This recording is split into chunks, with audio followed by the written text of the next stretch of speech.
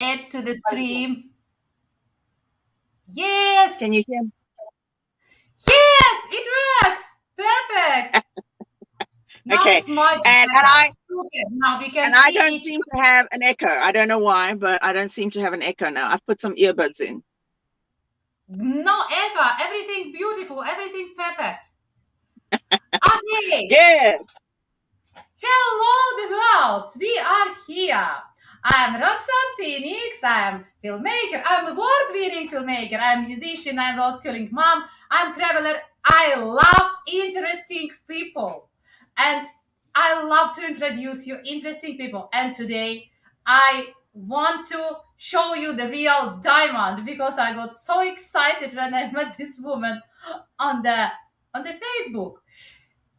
Don Baker, this is a courageous, happy woman who's overlanding Africa. I could not believe that actually it is possible because I was thinking about this. I was thinking if I can do it with my son, but I was not going to do like you did. I was thinking just to go to see maybe Tanzania, maybe Namibia, and you, oh my God, Dot was born in Africa. Please tell us everything from the beginning. You was born in Africa, then you left. Yes, all the story. We are excited. Um, well, thank you very much, Roxanne, for inviting me to join you. It's early morning here in Zimbabwe, which is my home country. I was born and raised here. I left here in 1981, and since then I've lived in 5 other countries on 2 continents. So I've lived in Zimbabwe, South Africa, UK, Portugal, Luxembourg, and Spain. And after 20 years in Europe, and 38 years away from home, and 22 years into a marriage that was unhappy, I'll put it that way. I decided that I was coming up to my 60th birthday, so I was 58 at the time, and I decided that I really, really wanted and really, really needed to change my life. I just couldn't see myself being unhappy for another 5 years and another 10 years and another 20 years. I really wanted to just find myself again, find my happiness again, find my joy. I definitely lost my joy. So I left my marriage with very little. I packed 32 boxes in plastic crates of my personal possessions, and I left, and I started my whole life all over again at the age of 58. And by the time I got to and I planned and I saved and I worked, and I bought myself a van. And I thought to myself, at least I had lived in a motorhome before, for 2 years in Portugal. And I thought, well, if I have a motorhome, I didn't have any money. I mean, I left with 450 euros. I didn't have any money. And I thought, if I have a van, I can live in a van and I have a home. And while I was making all these changes, I also thought to myself, what would I do if what would I really, really want to do?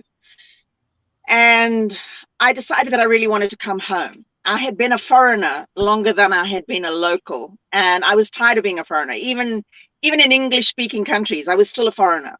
And I think that's the reality of living in other countries, is that you are always going to be a foreigner, and justifiably so. However, so I thought, well, I want to go home, and then I got this crazy idea that I could take my van and I could drive through Africa and I could go home, and I'd have a home as I was traveling, and I'd be at home wherever I was.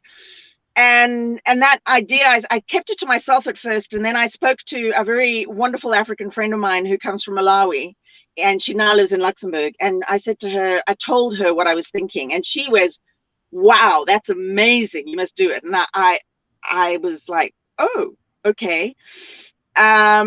Because I had thought that other people would think I was crazy, and certainly there were a number of people who told me I was crazy. which is fine. I am maybe a little bit crazy. And anyway, so that's what I planned. I planned everything, and I probably didn't do enough planning. I think you can spend a lifetime planning something and not doing it. So I only had half the money and most of the idea in my head and an understanding of most things, because I am African after all.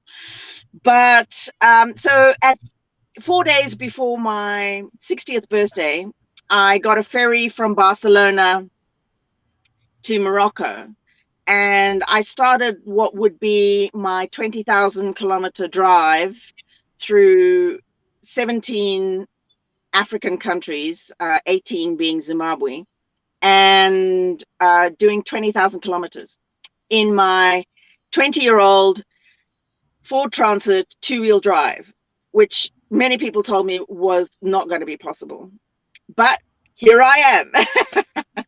So in a nutshell, that's my story.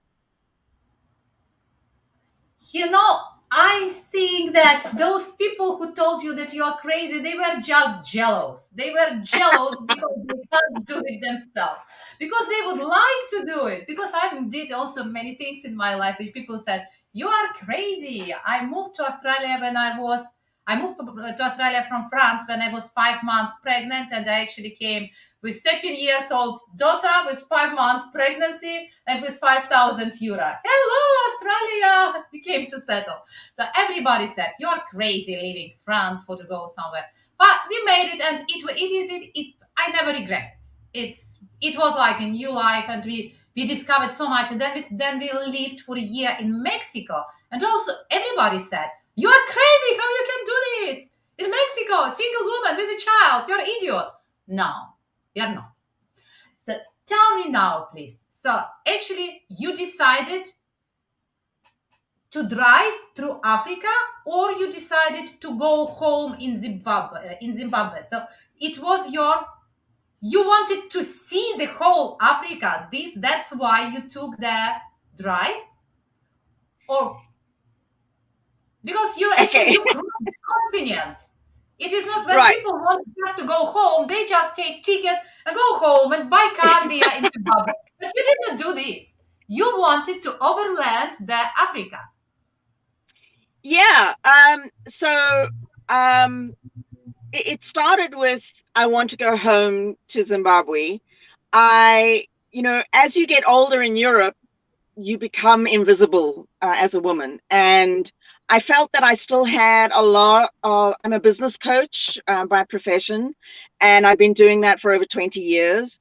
And I really wasn't prepared to compete with the very, sort of blah, blah, blah marketing, that young people do these days. And I was just like, I'm a very no bullshit kind of person. So my coaching is no bullshit coaching. So and I just felt that the whole thing was becoming very unrealistic, and I didn't want to compete in that environment. Plus, I wanted to go home. I also felt that I could do more and contribute more to this country and the people here than I could really in Europe. And I was tired of the weather and the coldness. The cold, I regret to say, in comparison to Africa, European people are cold. If I drive the streets in Zimbabwe or anywhere in Africa and I wave, people smile and wave back at me. If you do that in Europe, everybody goes, "Woo, crazy person passing by." But the whole concept started with the idea of coming home. And then I thought, well, I don't really have enough money when I get there to, what will I do? Where will I live? All of those sorts of things, because most of the people that I'd known no longer lived here. So I then had met so many interesting people. So I live in Southern Africa, not South Africa, but Southern Africa. Zimbabwe sits above South Africa. Mm-hmm. And I know this region and this area very well. But I had met people from Benin and Congo and Guinea, and it was Nigeria, and it was fascinating to me to meet these people and hear about their countries, and that intrigued me as an African who's very passionate about Africa and Africanness. I was really intrigued, so I started to form this idea about, well, if I got a van, I could drive home, which was, like completely unrealistic. But I started with this idea, and I kind of got more excited about it and more interested in it. And then I just made it happen. But I wanted to understand, Africa's a huge continent. It's 3 times the size of Europe. It's, the United States of America fits into the Sahara Desert. It's a really big continent. So I wanted to understand Africa better. I think that there is a lot of rhetoric and a lot of criticism aimed at Africa, and a lot of it is justifiable. But at the same time, I really believe that you can't criticize something or judge something unless you understand it. And my drive through Africa over 8.5 months gave me a much deeper understanding of Africa and its people and its challenges than I would ever have had if I just bought a ticket and flown home. So yeah, I drove. How you made it? You got a map? You was driving with the road map? Honestly speaking, after I discovered you, I had already this book is for 2 years. I'm reading the book. Now I bought the map. I made the road map of Africa. It did not arrive yet, but it will arrive soon, and we are actually planning. We are planning. Okay, so you crossed from Barcelona, yes, and you entered In Morocco. Morocco. Yeah. So to give you all the countries in succession that I covered, I went Morocco. Actually, if I do this very quickly, I think it's probably back to front. Hang on a second. I need to get. So here is Africa, and I drove along this way. Can you follow? All the way along here, all the way along here. I drove around Namibia a bit, and then I drove into Zimbabwe. So I drove. So this it's pretty much more or less around the coastline that I drove. But the countries that I drove through were in order, were Morocco, Mauritania, Senegal, Gambia, Guinea, Cote d'Ivoire, Ghana, Togo, Benin, Nigeria, Cameroon, Gabon, Republic of Congo, Cabinda, which is part of Angola, which sits on the other side of the Democratic Republic of Congo. Then I drove through the Democratic Republic of Congo, Angola, Namibia, Botswana, and then Zimbabwe. And a lot of people say, why did you not go to Cape Town? Well, because I used to live in Cape Town and I didn't need to go there because I knew it. My intention was not to do a top to bottom journey. My intention was to do a Europe to home in Zimbabwe journey. Wow. I'm impressed. I'm jealous and impressed. Many people are, it's been surprising how many people said, I didn't know it was possible. Certainly a lot of people who said, I didn't know it was possible for a woman. In my head, there are no roads. In my head, it is something like, because I came from USSR. So in my head, Africa is something like Siberia, where there are no roads, but Siberia is cold and Africa is hot. This is how it looks like in my head. There are no roads. And that is true. There are very few, there's like a lot of no roads, and it is very, very, very hot. But it is also very, very interesting. But you made it even without the 4-wheel.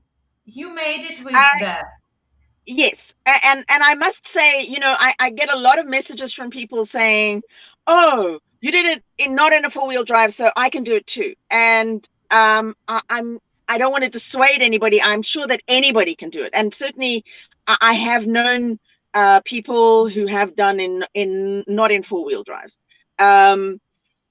I think the key is to have a very solid, reliable vehicle. My van, I specifically chose a 20-year-old van because it's totally mechanical. I'm not a mechanic. I understand more about my van now because I always watch what the mechanics do to it. But I wasn't a mechanic, and I just foresaw that I might get stuck or I might break down somewhere in the middle of nowhere. And, they might not have a diagnostic machine to tell me what's wrong with my car. So, and, fixing an electronic car in terms of parts and everything else in the middle of Africa might be a challenge. It's fine if you stick to the main centers, but I was not sticking to the main centers. So having a solid, reliable vehicle. I also chose a diesel vehicle because the fuel in Africa can be very, very varying in terms of quality. So I took lots of fuel filters, and I had a diesel. My van was probably quite heavy because I had my whole life in here. Not everything, but I had probably more stuff than most overlanders carry. But she's a solid vehicle, and I knew her intimately. I can drive her pretty much anywhere because I understand my van. I understand my vehicle. And because there are, I would say probably in Africa, the route I went, there are probably a third of roads are good roads, a third of roads are bad with potholes and not very, very well maintained, and a third of roads are non-existent. For example, I did 200 kilometers. I drove 2 days going from almost in Guinea, almost from the border from Senegal into a town called Bekker. And I didn't know, because the maps don't tell you anything. They don't tell you always what the quality of the road is. And overlanders disagree, or one will say this was a fantastic road, the other one will say this was a shocking road. So you never really know until you get there. But I did 2 days on a dirt road in red dust in the most grueling heat with terrible conditions. I mean, the grooves in the road were horrifying. I had to learn to drive on one side with my wheels, my tires on the edge. It was pretty unique. And then the road from Nigeria into Cameroon, there is no road, because where the border post road is, there's a war in Cameroon, and consequently we were not permitted to drive there. So we had to take, I traveled with some Americans because I wasn't sure I could do it, but I did. But we followed GPS coordinates, and it was a track, and it was in shocking condition. But I managed it. But I also did it in the dry season. So, there are lots of factors to take into consideration, none of which I knew before I left. And my whole journey was, I'm not a very religious person, but I certainly am a very spiritual person. And I can honestly say that my whole journey was divinely blessed, because I didn't know that it was the dry season. And it was great, because if I would not have made it in the wet season. This vehicle would not have made it through the mud, because the mud is horrifying. But I did cross rivers with this car, and I did cross, unmentionable roads. So I would simply say, yes, I did it in a 2-wheel drive, but I had a really solid vehicle. There's not much. I mean, I did wreck her in terms of, by the time I got to Namibia, she needed new shock absorbers. She needed, I've had 2 clutches because, you spend days driving first and second, because I was in a manual car. I wasn't in an automatic, to surprise many people. But I love manual. Manual, you just make manual and it goes fast. When it is automatic, you wait when it is. You have to wait for the car. Yeah. I want to go. I need energy now. You can make it happen. So, so I think that if anybody's considering overlanding, if I was given the choice all over again, I would want this vehicle that I have but in a 4x4, because there were many places that I couldn't go because the roads were too sandy. Sand was my enemy. And there were many places that I just didn't see because the roads were just too bad. And if I'd been in a 4x4, I would have been able to do them. Did you write all these in your book? I'm going to write it to get your book. I just not sure if I will be able to read it on the screen. I hope I will be able to read it on the screen. Yeah. Yes, it is available on Amazon worldwide. It is also available if people want an EPUB version. So I have on my website an EPUB version with photographs. The file is too big to put on. What I can watch on the screen, on the computer. Yes. So it'll go on your tablet or your phone or whatever have you. But with any kind of e-reader, you can load an EPUB. It's a very big file though, so I couldn't load it onto Kindle. I would have put it on Kindle, but unfortunately, it's just too big a file. And that can be purchased from my my website. Sorry, my website is the EPUB version. Is the online version. Everything else is available Kindle worldwide. For anybody who's listening in Zimbabwe, they can contact me because I have, if they come to my Facebook page, the Zimbabwe stockists are on the Facebook page. And later this month, I'm launching in South Africa. So I will follow me on Facebook. You'll find how to get a copy of my book, of the paperback version. If you want the online version, people just need to message me and I can make that happen. Good. Tell me, please, you bought your car in Spain? No, I bought my car in the UK because she's a right-hand drive car. In Zimbabwe, being an ex-British colony, we drive on the right-hand side, on the left-hand side. So it's a right-hand drive vehicle. And so I bought it in the UK because otherwise I wouldn't have been able to import it into this country. Okay, and how did you drive home? That's why I have my number plate up there. That's my British number plate. And when I imported it into this country, she now obviously has different number plates. So as a memorial to my British number plate, I put it up there.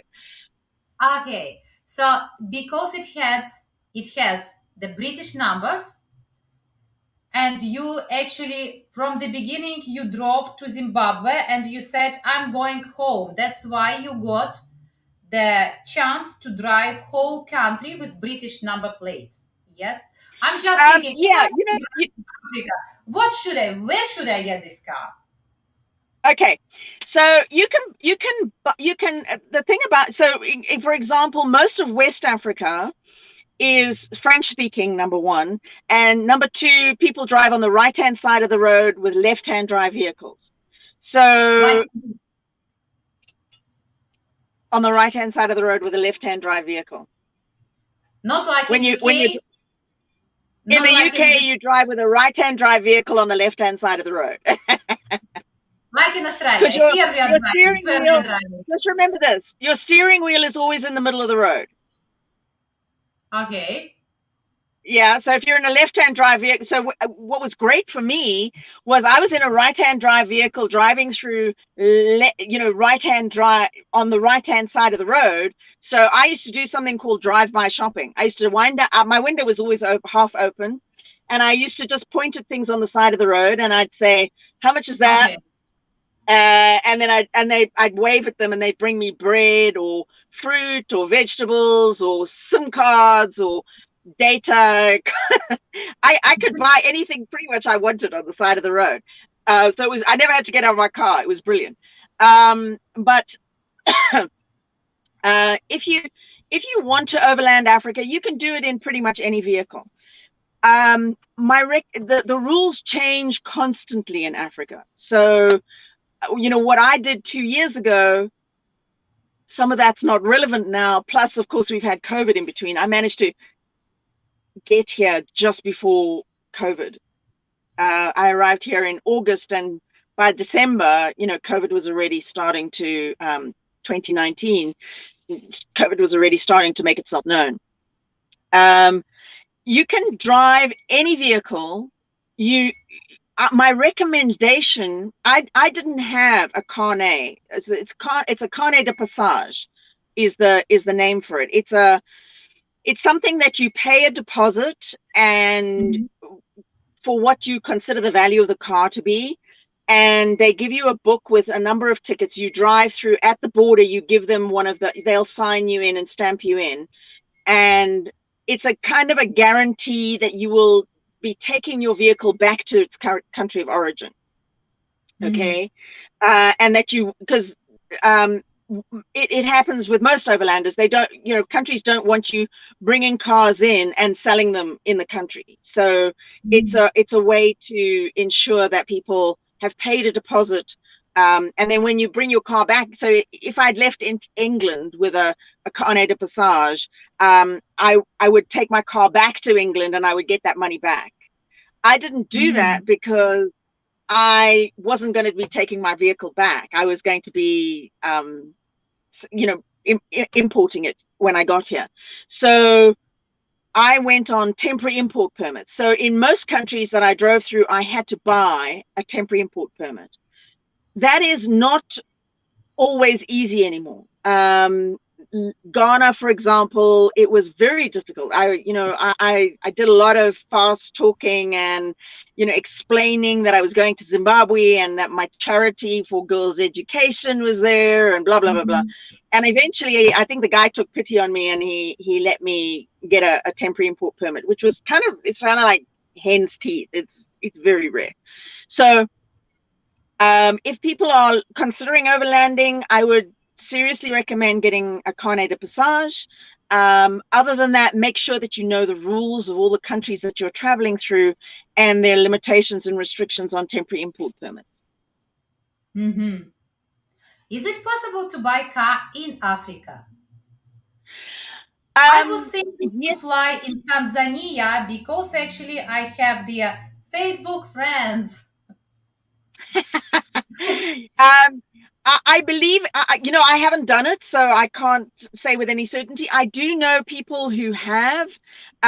Certainly, a lot of people seem to buy cars in South Africa. The cars are generally, you get I guess a much more diverse range of cars available. So yes, I understand that it can be done. I would suggest joining groups like Overlanding Africa for questions like that and ask the group. Okay. Overlanding Africa, yeah.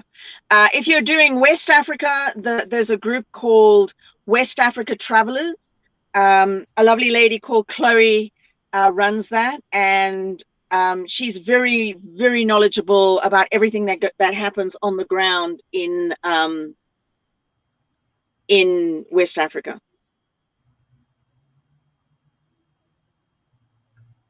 Overlanding Africa and West Africa Traveler. Yeah, they're both Facebook groups, and but you kind of need to be intending to travel to those places to join those groups. And the overlanding community is amazing. They're very helpful, can give you lots of information, and are very willing to share. The other thing that I highly recommend is an app called iOverlander. In iOverlander, people who travel, especially overlanders, share information about places of interest to see, places to park, places to camp, border posts, etc. I found that invaluable. In my book, there are a lot of links. I put a lot of footnotes about the places that I stayed, the apps that I used, the groups that I used. I would highly recommend you buy my book. But I was conscious that a lot of people were asking me questions, and I really wanted to capture that information to help other people. So there's a lot of information there. Yes, definitely. You are a diamond. You see, I'm so happy I met you. Tell me, please. You now is doing some kind of funding for the girls in Zimbabwe. What is this? Yes. What is this? Is it charity? Is it NGO? What is this? Yes, before I've always been, for a great many years, I've been involved in women's organizations and gender equality, etc., and networking organizations for women in business. Before I left Luxembourg, as I started to think about this journey, I started to think about what I wanted to do when I got here and what my focus would be, etc. And I realized that the state of women and the state of girls in Africa is pretty mind-blowing, and not in a good way. So I started a nonprofit called Kusasa, which in the local language where I live means tomorrow, because I really believe girls are our tomorrow. If we only need to do one thing in this country, in Africa, to literally transform this continent and this country, and that is educate girls. To educate, there are no negatives to educating girls. When you educate a girl, you improve the socioeconomic conditions of a country, you increase the GDP, you reduce child and maternal mortality, you increase, you improve community health and well-being. The list is very long. So my focus, what I found in my research, all of these things are researched and all of these things are evidence-based. What I also found in my research was that in Zimbabwe, we have a great attendance of girls in junior school, but the fall off of girls when they come out of junior school at about 13, going into high school, a lot of them don't make it. And they don't make it because the schooling here is not free. And poverty, we are in a deep cycle of poverty. COVID has seriously impacted us as well. We have more than half of our country reliant on feeding schemes. So poverty, if you can't afford to feed yourself, you're not going to send your daughter to school. Girls are often, when they don't see the parents don't see the value of education for a girl, because gender inequality means that boys are more likely to be educated and they're more likely to be able to get a better paying job than a girl. So it's a deep cycle, sort of downward spiral. So what I'm trying to do is find ways that we can move girls, but mainly girls in the rural areas. We've got 67% of our girls in the rural areas. We really desperately need to find new ways of bringing them into education and convincing families and community leaders that educating their girls is a good thing, because girls also give back more to their community than boys do. So I'm involved with that, but I'm moving to live in the community. So I'm moving to live. I've been accepted, which is unusual for a white woman on her own. But I've been accepted by the rural community, and they've given me some land that I can live on. And I'm working with them to look at training schemes, how to bring about more education for girls. Training schemes for women is specifically important because they don't have any skills. When they leave junior school, they have no skills. They're going to lead a life of poverty. Pregnancy in young girls is also very high. Early marriage is very high. So I want to work within the community to understand the community better and to find solutions. I'm also helping with water. So there's a lovely charity in America called JB Dondolo, who have facilitated the payment for 6 boreholes, which we're hoping to introduce next month. And boreholes are important because throughout Africa, women carry water every single day. And I'm trying to find some innovative, interesting solutions. Alongside each borehole, there'll be a project. I don't know how I'm going to fund these, but we want to do market gardens or feeding schemes for their livestock, or making sure that they, instead of having to bring the water all the way home for their laundry, they can get the water and have a laundry at the borehole. So I'm looking at innovative ways that I can save women time and effort and energy, so that they can then focus on earning money making crafts or things like that. So yes, I'm doing lots of things. When you said you are accepted in the community, does it mean that you have to build the house now? Did you get like Yes. a piece of land? Is it like a town, like a village? They live all together and you have a piece of land, or how? Village is very loosely used here, so people have bits of land. Yes, I'm in a village, or what's considered a village. My neighbors are probably about at 100 meters or more away. Mhm. My my land is not agricultural. Many of them have agricultural land. They grow. I don't grow anything. I'm not a farmer. So I get asked all the time, are you going to farm? No, I'm not going to farm. I'm a business coach, and I want to bring my networks, my knowledge, my experience to help them do the growing in smarter, better ways.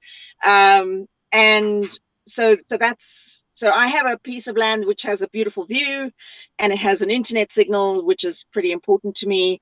Yes, But it's internet. in How the fast is community. internet and how much is it? Is it What's that? expensive? Internet, the price for internet and the speed of internet.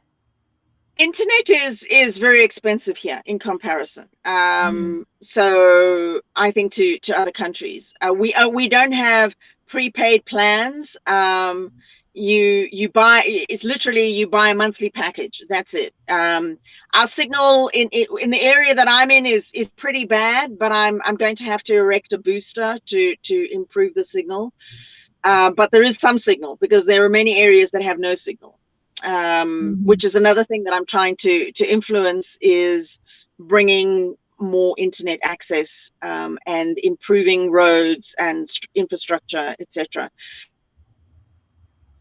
Yes. So yeah, but when I talk about being in the community, this is community land. It belongs to the people, and it's people who belong to the tribe can get land there, but mainly outsiders can't. So I did have to go through a process of speaking to the leaders within the community. So there's a headman, there's a village head, and then the community itself. So I was extensively interviewed. And you are going to build a house. Yes, I'm going to build what I like to call um, a a contemporary African home. So I'm not going to live in a mud hut. Yes, it's going to be built with mud bricks, and it's going to have a thatch roof, but it will have a bathroom inside and not a bathroom outside. And it will have, so I kind of want to, I don't want to build an ice palace. I want to build something that's conducive to the local environment. And of course there are reasons for building with mud and having thatch roofs, because it keeps it cooler in the summer, etc. But I also don't really want to give up too many of my own personal conveniences. I will be totally off grid, so I will be reliant on access to water and solar energy. But I've been living in my van for the last 3 years, so I don't really see that as a problem. And what about water? So the water is, what is the source of water? There is a borehole about 200 meters away from where I live, and I will have to get somebody with a tractor and a trailer to fill up my tanks and bring them back up to me. Is it a drinking water? You can drink it, or you have to boil it first? It's very good quality water, but I will filter it. Okay. And solar panels. So this is everything off grid. You're completely off grid. You know what? Do you know about this internet connection which Tesla is doing? This one, Tesla. What is his name? I forgot again. Elon He, Musk. he Yes, he created is some kind of box. You can take this box anywhere in the desert, and it is like $200 or $300 for the box, and then $100 a month for the internet from wherever. Something I like would this. love to know if somebody watching this actually knows how to get that and where I can get that or how to contact somebody, I would be ecstatically delighted, because I have failed to find this information. But I've heard of it. Everybody keeps telling me about it, but I can't find it. I will find out, because in Australia, internet is really bad. It is bad. So I Oh, was really? doing my Okay. research, and I found that they will sell it for Australia next year. So maybe for Australia next year, but maybe for you it is already available. Maybe it's like this. I doubt Now, it. Zimbabwe has lots of rules and regulations, and we have a lot of corruption. So unless somebody paid somebody, it's unlikely to happen. But I would be interested to follow it up. Yeah, because it would be a okay. great solution. Because I also want to introduce digital schooling to the kids in the rural area, because we don't have enough schools and we don't have enough Exactly. books and and all the rest of that stuff. So one of the projects I'm trying to work on. Exactly. Tell me, please, how did you make it financially on the road? Did you do something online? Did I do something called what? Did you do, I mean, when you was traveling these 8 months, what Yeah. income you had this time? Did you do something online, some kind of online job? How you made it? Um, Because okay, if I'm going to do it and there is no internet signal, what I gonna do? There is no internet. Go on, Finita. What we are doing? okay. So one of the things that you want to know is that, yes, there are lots of areas that don't have internet, but certainly cities and centers, and bigger towns absolutely have internet, because the mobile phone is everywhere in Mhm. Africa. Okay, it's not always a smartphone, but it is always a mobile phone. So there's always a signal. Um, so you kind of need to plan. If you want to work offline, you just need to plan where you're going to work. So I met a young couple, Anatole and Marion, and they're a French couple. They are overlanding. They're now up the east coast of Africa. That we were on the road. We met in Togo at the border post, and then we met again in Benin, and then we met again. They came to visit me in Zimbabwe. So they have a YouTube channel, and that's Mhm. what they do. So they need internet access, and they've always managed to find internet access. So you can find internet access. In terms of how I funded my journey, I had probably about half the money I needed when I left, and I just Mhm. decided, you know what, if I get stuck somewhere, I'll the universe will sort it out. I know it. Even when I hear myself say these things, I'm like, was I crazy at that time? Like, how insane was I? And I was just like, you know what? I want to go and I need to go, and I'm doing it on my 60th birthday. I want to be in Africa. And so I just did it. Um, and I was fortunate that I do, alongside my business coaching, I do websites and social media. So I still had website clients, and I managed to do some work for that. So I got some money from that. I stopped at various places to do work, just for a couple of days, and then I'd carry on.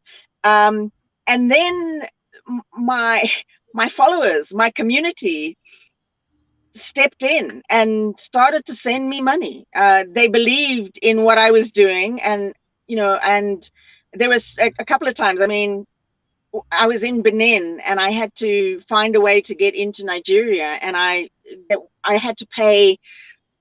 Oh, I think it was $100 US dollars. And it was breaking my heart, because $100 US dollars was a lot of money to me. I mean, I lived very frugally. Fuel was my main expense. Um, and people started to send me money, which to me was just insane. Like, people were sending me money, and that really made the difference, and that kind of got me over the hump. And yeah, and people started to believe that I could do this. I mean, I think I always believed that I could do this, and I was never, there were instances where I was like, do I turn back? And I knew that turning back was never going to be an option for me. It was like, forward, sempre em frente, as they say in Portuguese, or not, or so there was no staying here, there was no going back, so it was only going forward.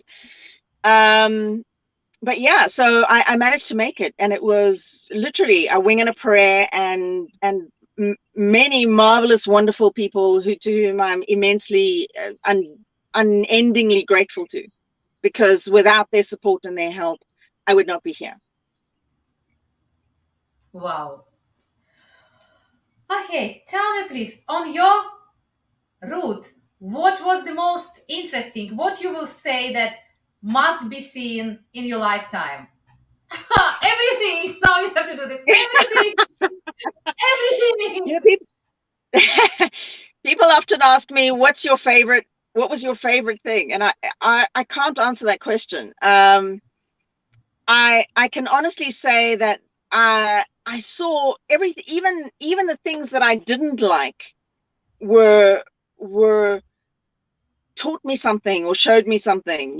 I'm not a very desert person, so Mauritania is bleak, but it was so incredibly interesting because there was life and there was color where I didn't, when you look at the wider landscape, you think that it's all beige. And when you look at it closely, you see that it isn't. It's actually made up of different things and different colors and different, it was incredible. When I went through Western Sahara, in one area, it was covered with dragonflies. There was no water. There should have been water. The map showed there was water, but there was no water that I could see anyway. It was dry as a bone, but there were dragonflies everywhere. It was astonishing. When I was in Angola, there were butterflies everywhere. So I wrote a piece on my Facebook page about finding my joy again. When I left Europe, I was depressed. I honestly was. I think that was part of the, well, I don't care if I make it or don't make it, I'm going, end of story. But Africa gave me my joy back. The vastness of the continent, the extremes from desert to tropical rainforest to equatorial rainforest, back again to desert. Forests of baobab trees that I found in Angola, the Congo River, which was so incredible. Just watching women washing their clothes in the rivers with palm trees sort of lined on the side, and these beautiful clear water running by. And waving at the African people. I used to wave, and I used to do the wave test to see how friendly the people were. And they would always wave and smile back at you with the biggest, widest, whitest grin. And it just gave me my joy back. So where should you go in Africa and what should you see? I think what I recommend to specifically to European people is, don't come to Africa with Western standards or Western ideas. It's Africa. It's really different. But if you immerse yourself in the experience and you allow yourself to connect with the people, it is the most rewarding thing that you can ever do.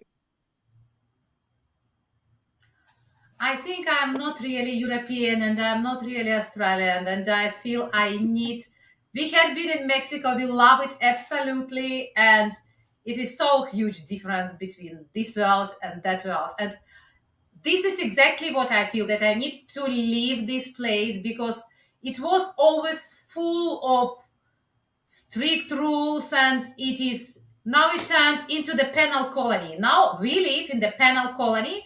And actually, we are packing. We are packing because it is impossible. We live here for 12 years, and I built here everything from scratch, but it is impossible to live here anymore. It is clearly penal colony, nothing else. With this COVID, they created, you can't imagine what they created. Oh my God. Well, I can honestly relate, because I personally, I understand that. I understand the Western Europe. I lived in Europe, so the Western European need for rules and regulations. However, I'm African to my core, and there's a part of me that really needs to be able to express myself and to and Africa, you know, there's this mix of rules and crazy rules that don't make any sense, and freedom, and that's kind of it's kind of that crazy mix. And that's why I say, don't come to Africa with any expectations, or thinking that there will be border posts with you know, buildings and that sort of read the book, because I describe pretty much every border post, and it is wild in many ways, and it is unruly, and it is ridiculous sometimes, totally ridiculous.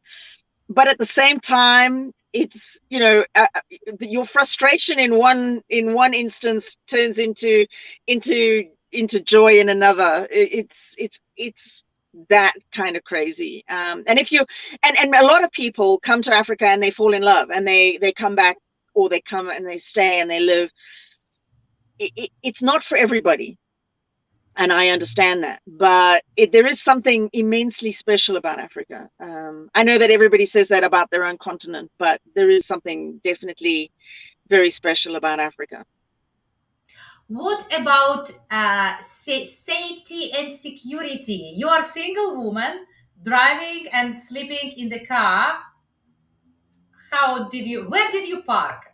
Is it special camping spots or no?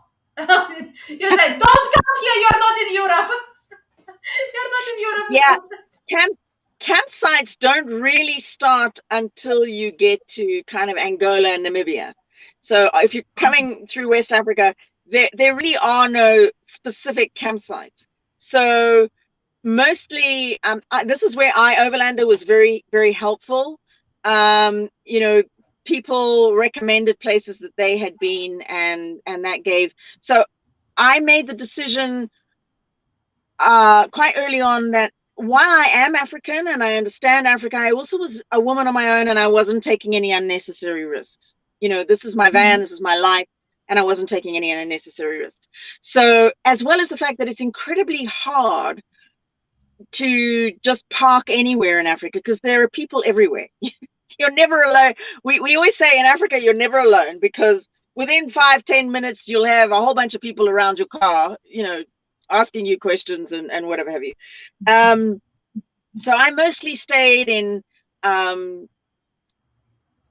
monasteries, Catholic churches. Yeah, there are lots of Catholic, you know, where they came to convert. There's still monasteries and churches and places like that, and they very often have a shower, or a you know, a bucket is always a good thing. So and cold water is brilliant, because it is so immensely hot in West Africa that actually you only want a cold shower. If any hot water is just totally unwelcome. So as long as you got a bucket, you can have a wash. And so I stayed mostly in I occasionally wild camped, which is, you know, just parking somewhere, because I figured that I sussed out the area, and I figured that I was okay. Sometimes at restaurants, sometimes at hotels, which often rented rooms by the hour. But they were in a compound, and, you know, at about 10 o'clock or 11 o'clock at night, they locked the gate, and that was it. So yeah, I stayed in a wide variety of places, but yeah, and I did you mention all this in your book? All this, your monastery? Okay. Yes. Okay. Yes. And there's a map, a link to a map on my Facebook page, which literally is a Google map, and I've identified exactly all the locations where I stayed. In terms of my safety, I never took chances. I never took risks. I've got alarms on my windows. If I was wild camping, I would put them on. Very often it was so incredibly hot that if I was staying in a secure compound, I would sleep with my doors half open with a bungee on them, so that if somebody pulled the door, it would bounce back and hit me. And I sleep at the back of the van. Sometimes I had the side door open, but you know, I never felt totally unsafe. But I always took precautions. You know, I don't have a weapon. I do have a baton, which you can, you know, flicks out, and I can use as a weapon if I need to. Mostly my best weapon is my self-confidence. I believe if you travel anywhere, and I've traveled to many places, that as a woman, if you look like you're a target, you're going to be a target. One of my followers sent me a photograph, a picture, a drawing, and it said, if you decide to walk through hell, walk like you own the place. And she said, I saw this and thought of you. And that's exactly what I did. I would go. I have a crossbody bag. If you go through the hell, if you walk through the hell, walk like you own the place. Okay. Yeah, if you decide to go through hell, walk like you own it.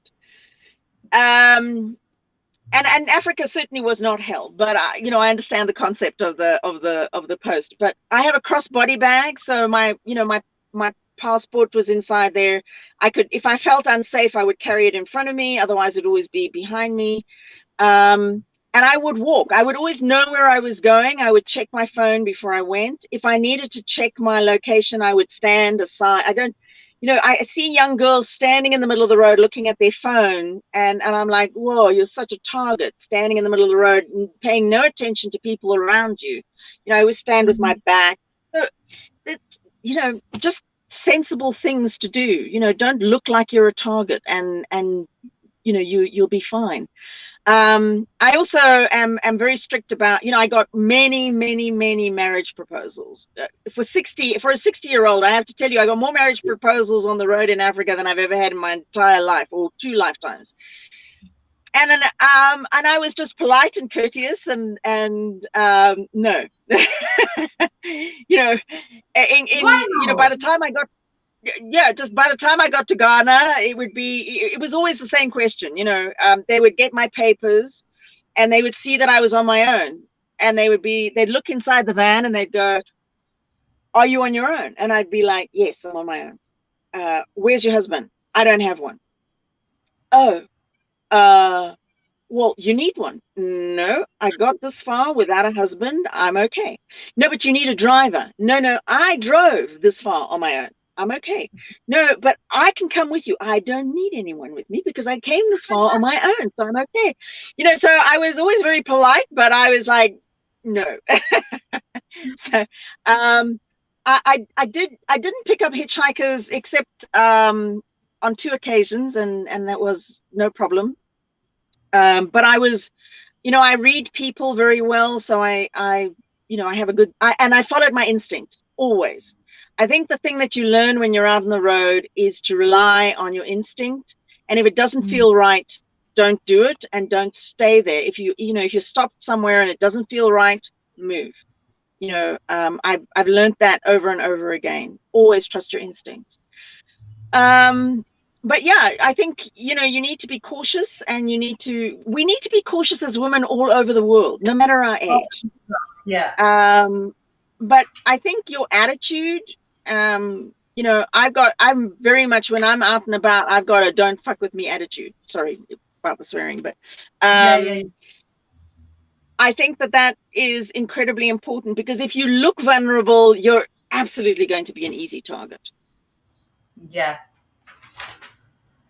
Yes. Так. And your own visa status. Did you cross everything? What is your Zimbabwe? Do you have nationality of Zimbabwe? No, at the time, I only got my Zimbabwe passport when I got back here. It's the only way that I could get my passport again, was to be here. So I traveled on a British passport. So pretty much every country needed a visa.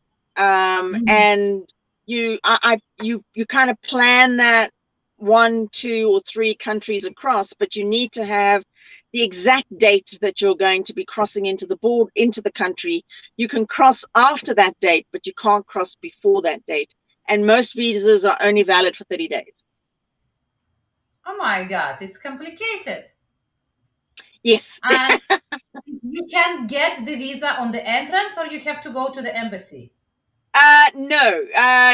Most countries you need to get at an embassy before you enter the country. There are some countries now that do e-visas, but there are countries like Nigeria and DRC where you have to get the visa in the country of origin, or country of residence.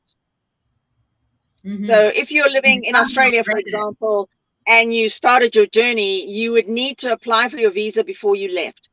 I can tell you that I did not, and I had I had a couple of very complicated weeks in trying to get through Nigeria and DRC. But I did manage it. But I would not always recommend it. Yeah.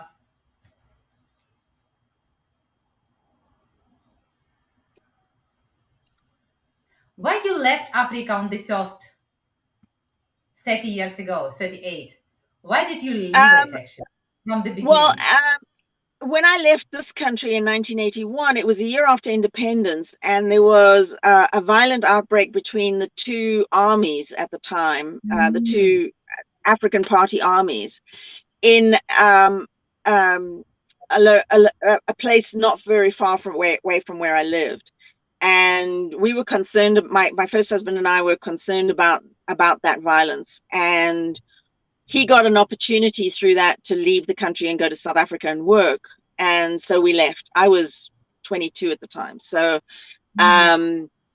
we left, and I lived in South Africa for many years. And then I met my second husband, because my first husband passed away when I was 26. And I met my second husband, and he wanted to study overseas. So then we left to go overseas. And in each instance, I think I also left Africa because I had this immense feeling of helplessness. I didn't know what I could do to Mm. um, live with the changes that were happening in Africa. And I felt very dissatisfied. I was also a different person at that time. I think I've learned a lot more about Africa and African people, and the negative impact of colonialism on Africa. You're Mm. kind of taught in school here that colonialism was a great thing, and I don't believe that anymore either. When But it was. I left because I felt hopeless. And when I came back, when I decided to come back, and in being back, I've been back here now 2 years. I now understand that it is very much a matter of attitude. It's very much a matter of how you relate to the African people, and how Mhm. they relate to you, and how you break down those barriers that exist between us, and how we are all actual people, and the things that I can do to empower people here locally. So that's very much transformed my African experience, I think. And quite frankly, the 38 years I was away did a lot to improve me as a person. You learned a lot in these 38 years, yeah? And you I decided did to come back. indeed. Tell me, please, what about the COVID restrictions now in Zimbabwe? How actually it affects Africa in general? Um, there are, Africa's made up of 54 countries. So each one of those has something else and something different going on. Um, and they all make up their own rules and regulations. In Zimbabwe itself, we are, I think, at level 2. Not that I really understand what all these levels are, but Mhm. there are still some border No, restrictions, but you can fly into Zimbabwe. You need to have a negative test. I don't Mhm. know if that's changed with the vaccination story. I haven't left Zimbabwe since just after I arrived. I went to Botswana to renew a visa, and then I came back again. But yeah, at the moment, you can get permission to travel out of the country, so that's okay. a lot of people do without permission, and it seems to not be so much of a problem. It can be a problem coming in, but there are border posts that are open. There is if you're coming to Southern Africa, there are very helpful groups called Drive Zim for Zimbabwe, Drive Zam for Zambia, Drive Bots for Botswana. Drive Zim, Drive Zam for Zambia, Zim for Zimbabwe, and Drive Bots, BOTS. I think there might be a Drive Moz for Mozambique. So these are overlanding groups where people actually share a lot of information about local information. So if you were coming in into Zimbabwe, you would just say, what are the restrictions here now, and then people will share that information with you. So actually, all the restrictions is just the matter of tests for crossing the border. You don't have all this. Like in Australia, you know what? They don't allow us in the shop. We are not allowed in the shops, in the bars, in the clubs, in the cinema, in the gyms. We are not allowed. We do not exist in general. Unvaccinated people, we are not people. This is what they made. We cannot enter anything. We are just excluded from the life completely. And we are, at the moment, we are approximately 30% of population. They're targeting to make it like 90 to maybe 10% will be. But even if it will be 10% unvaccinated, it will be 2,600,000 people, because we are 26 million. So, and we are just excluded. As I understood, there is no such rules anywhere in Africa. They do want you to show a vaccination certificate, or to sign in with a vaccination certificate if you're coming into restaurants and bars, apparently. I did get vaccinated simply because I was meeting a lot of people with my book signings, and I was touring around Zimbabwe, and I just figured that I wasn't particularly fussed one way or another, but because I was increasing my exposure to people, I figured that it was just something that I wanted to protect myself from COVID. I personally, our vaccination is Chinese, apparently not very efficient. So, I don't think I've been chipped, but who knows? I did, because I just felt that it was something I would do to protect myself, because there's not a lot of good health care in Zimbabwe, and I wanted to reduce my risk as much as possible. That's all I did. But yes, I understand. I know in Europe. You're not chipped. You're not cheap. You're not going. I know. At the beginning of COVID, there was all this conspiracy and this, that, and I was like, please stop sending me stuff I don't know. I'm confused. I'm very confused. I can't deal with this any more information. I made the decision simply because of my age and the amount of risk that I was putting myself at, meeting lots of people every day. I totally believe that people should do what's right for them. I have I have friends specifically in Europe, and I understand that they're going through exactly the same kind of limitations and restrictions, and it's becoming quite onerous. I have no answer on this matter, but in Zimbabwe, it's still pretty okay. It's still not as strict, but I have no hesitation that I believe it's probably going to go the same way. We take our lead from everybody else, unfortunately. It looks like they are going to dismiss all those rules, because Denmark, Sweden, Norway, I think UK also, they already cancelled all this rule. They went through this, and it's already cancelled. There are no vaccine passports, no restrictions, nothing. So for the moment, it is just Australia, Canada, France, Italy, and part of United States. The ridiculous thing is I've been vaccinated, and there are many countries, like Australia, won't accept my vaccination. So even if I wanted to go to Australia, I wouldn't be able to. So yeah, that's a big challenge. But in terms of Zimbabwe, the travel is you can freely travel between cities. There are no limitations. Many shops will demand that you wear a mask, and sanitize before you go in. I tend to sanitize in and out just to be safe. I think we were Yeah, sanitized even before COVID, because all the travelers, we are sanitizing hands. I have this habit for all my life. We are traveling, we are right. sanitizing. Okay. Yeah.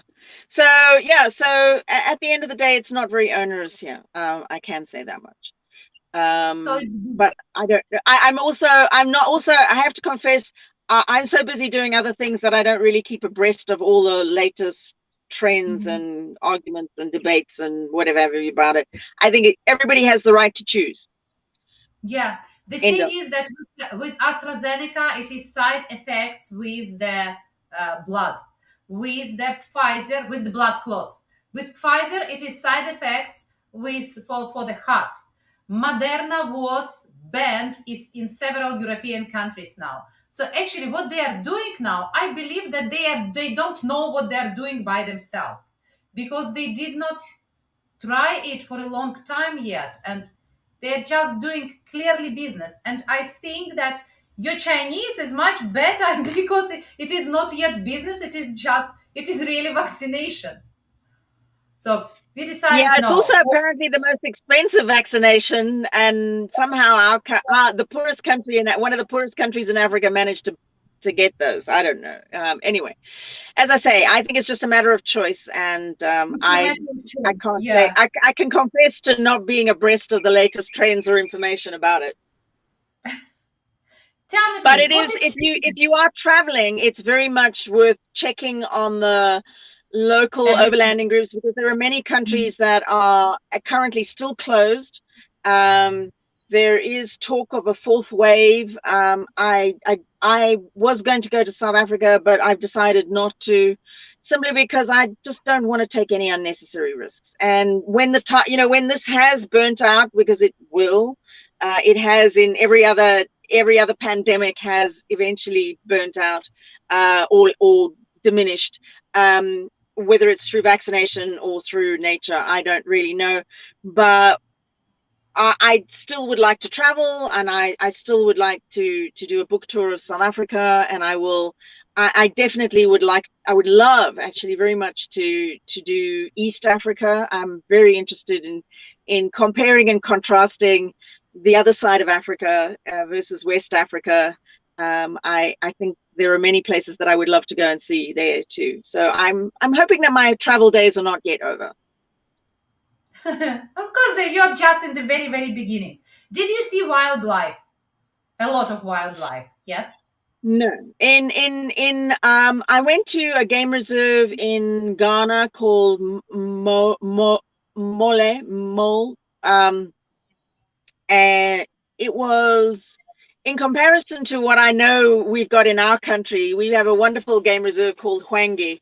It was disappointing. But it was interesting.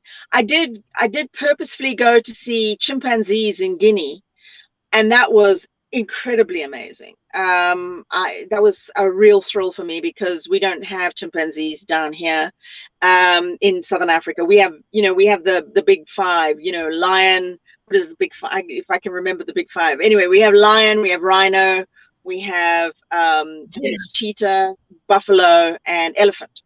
And so I grew up with seeing those animals, but seeing chimpanzees was very exciting for me. I regrettably, time-wise, missed out on seeing gorillas in Cameroon. Cameroon was not my favorite country to go through, and I do regret, but I'm hoping that I might get the opportunity to do that in East Africa. So. Tell me, your 32 boxes, did you bring them with you and they are in your van? I'm asking because I have also 32 boxes. No, maybe 25. But actually, I discovered in these 12 years, I have just maybe 30, 40 boxes with my books and clothing, and that's it. I don't have anything. So it's easy. Yeah. Where do So that's good. That's good. I left all my furniture and everything else. I still have 20 boxes in Barcelona with my nephew. My nephew lives in Barcelona. So he's storing 20 boxes for me, and a Turkish carpet.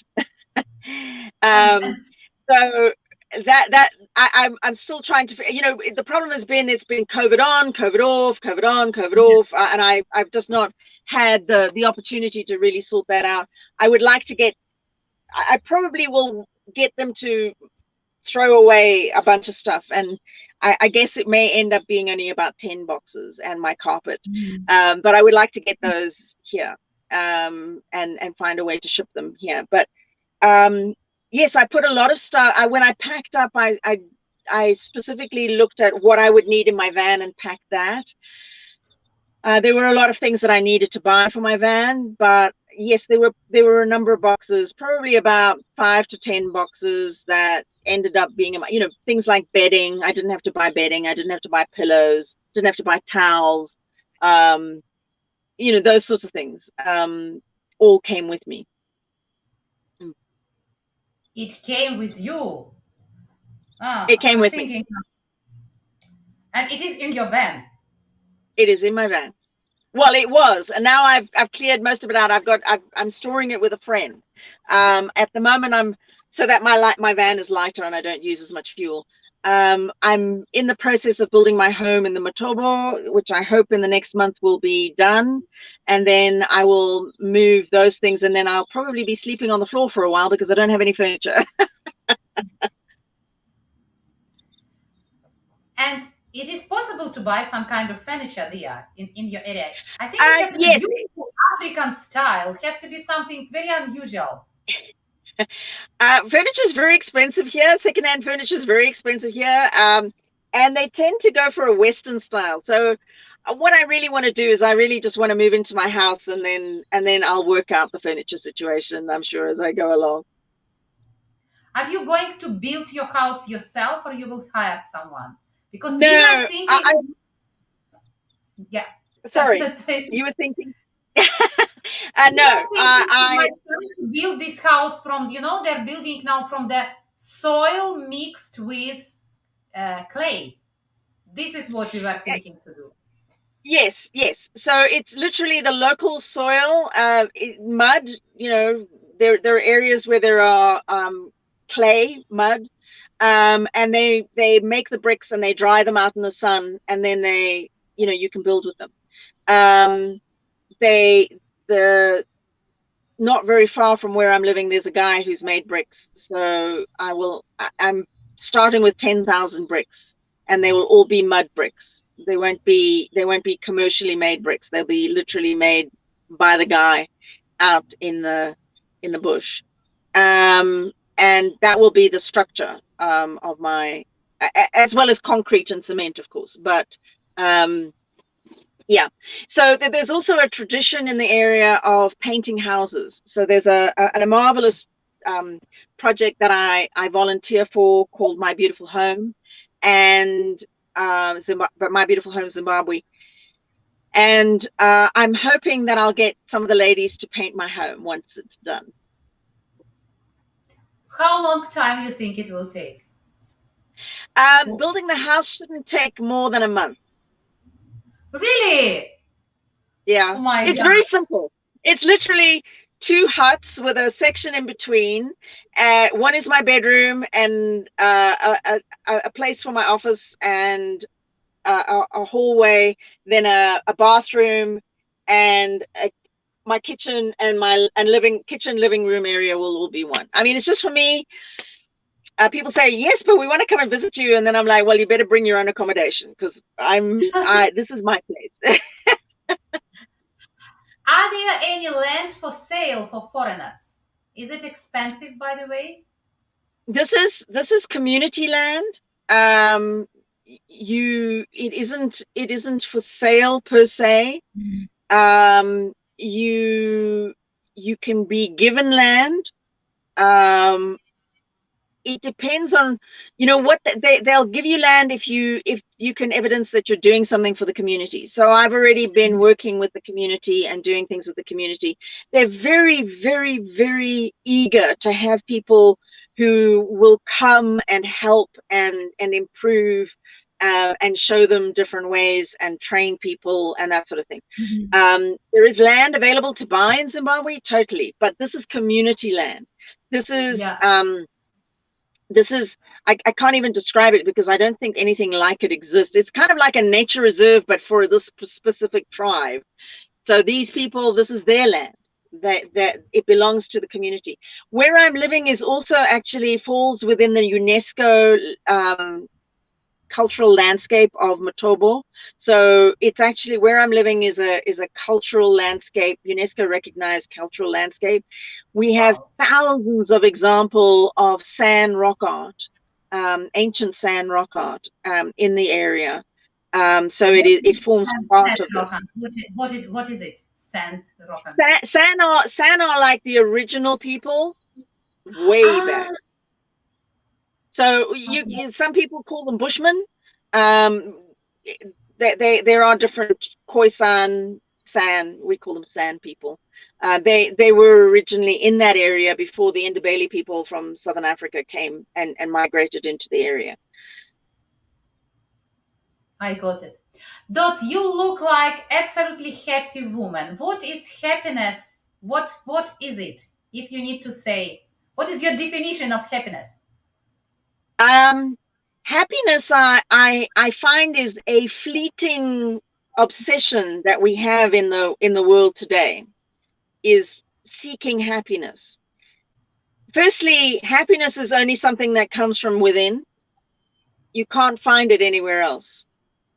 If you go looking for it in a car, in a house, in a place, in a thing that you do, you won't find it.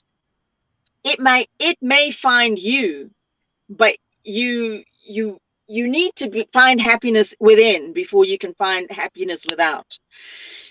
And for me, happiness is, I think, it's not. I described this in a story I wrote on my Facebook page.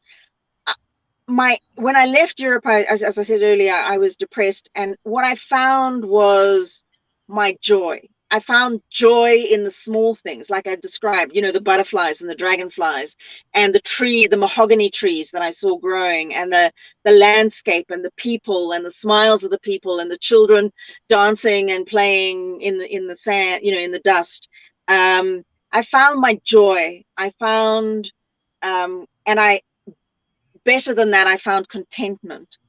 I think in this world that we have today, we chase happiness like it's something that will feed our hunger, and it's not always that easy to nail down. But I found contentment in the small things and joy in the small things, and consequently, I experience happiness. It's not a permanent thing, it comes and goes, but contentment is much more grounded. Sounds very much more boring, but I sometimes drive, through places and I'm like, oh, I'm actually here, and I'm actually, like, this is amazing. My life is still very challenging, and it's not easy. I don't have loads of money, and I make the best with what I have. But I think that's it. I make the best of what I have. What you would say, what you would advise to the women, let's say in their 50s, 60s, their age, when they feel that they're depressed, stressed, but they are scared, fear of change. All the people, they have fear of change. Even they are stressed, depressed, and they live a miserable life, but they are scared of changes. What is your advice? Well, it can happen in any age. It can happen in any age, but usually it's women after 30 who have some kind of life experience already. I think I'm probably the wrong person to speak to about change. For me, it's like a little bit like a drug. I kind of I see change. I'm like, oh, change. I think my enemy is boredom. I think if I can say, the thing that I became aware of as I got to 50 was a hardening of attitude and a hardening of point of view, and a sort of like, I mean, I am very much, we do it like this or go away. But it's still within me a flexibility to hear what other people have to say. There's the danger, I feel, that as you get older, that things must only be done like this. You know, I've always done it like this, and it must only be done like this. And I won't tolerate anybody else talking about anything that shouldn't be, that isn't like this. And I see that very much. And in that hardening of attitude, I found that people also get a hardening in their bodies. They become less flexible. They become, their heart, their arteries harden. I think, you know, I very much believe that what we have in our mind also affects our body. And I believe that that hardening of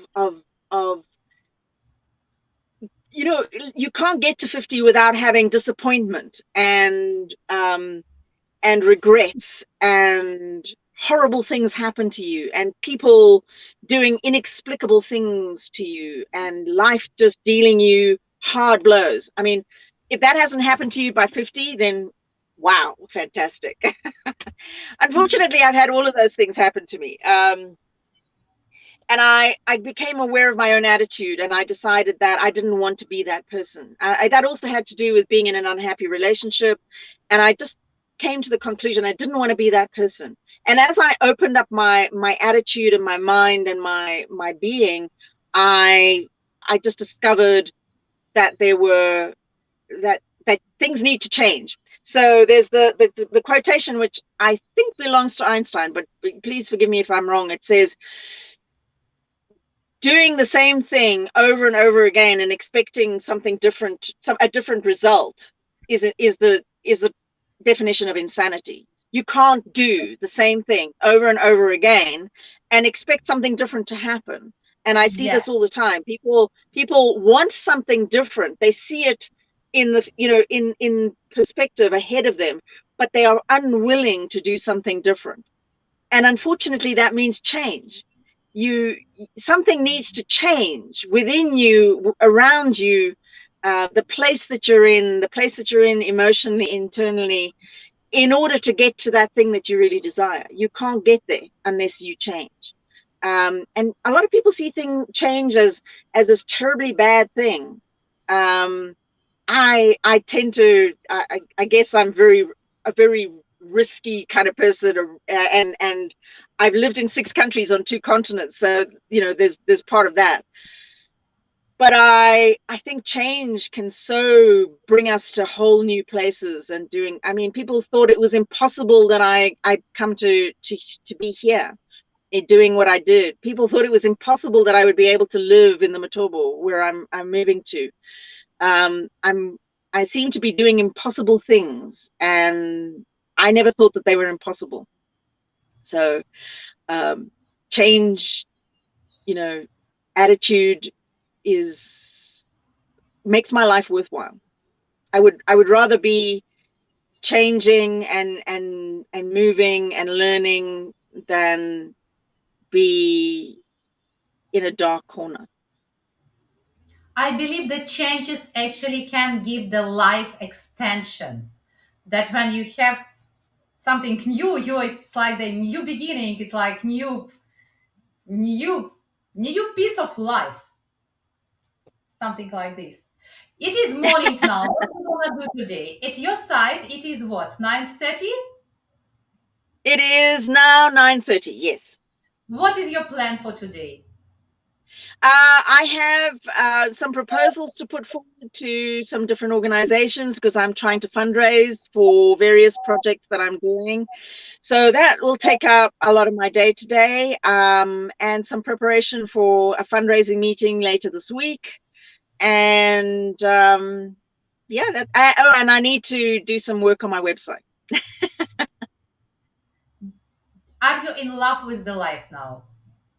I totally love life. I totally love life. I mean, even on the bad days, I really because everybody has bad days. My day isn't always wonderfully happy, fantastic. I have bad days too. Everybody has bad days, but you can't have good days without experiencing bad days.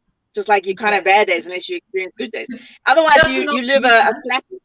You know, when you hit a flat line, if you're, you know, you see on that screen your heartbeat, it goes up and down. If it's a flat line, you're dead. So if your life is going up and down, at least you've got a life. That's it.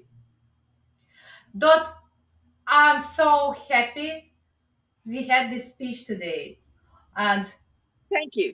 I need some time actually to accommodate all this in my head because it's, it's like, wow, it's like the wave, it's like the fresh wave which just like consuming me with all this call to adventure. It is clearly call to adventure.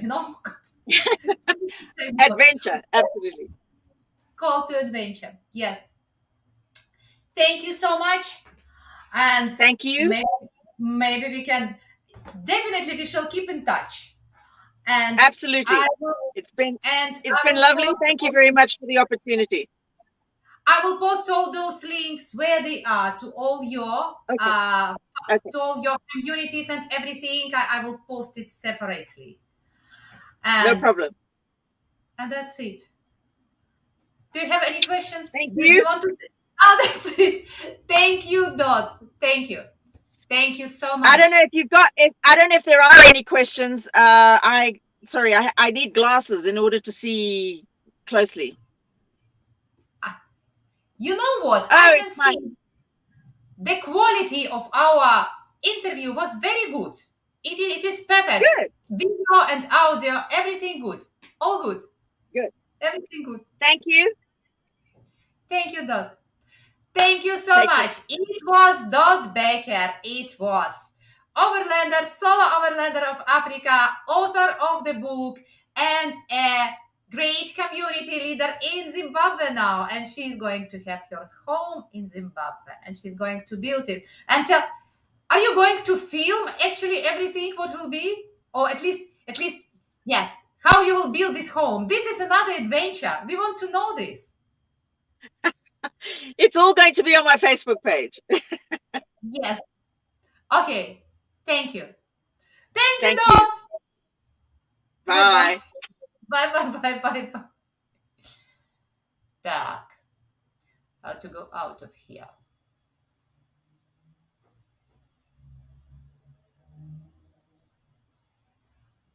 Bye bye, everybody. Thank you for watching and see you again soon. Bye bye.